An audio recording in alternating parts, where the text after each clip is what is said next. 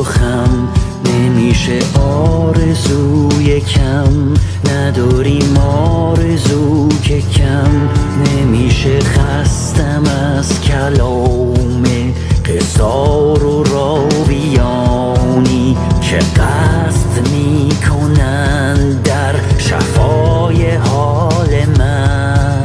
تاریکم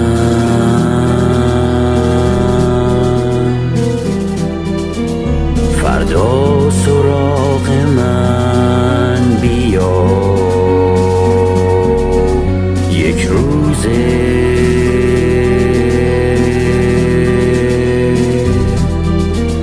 زیبا سراغ من بیا.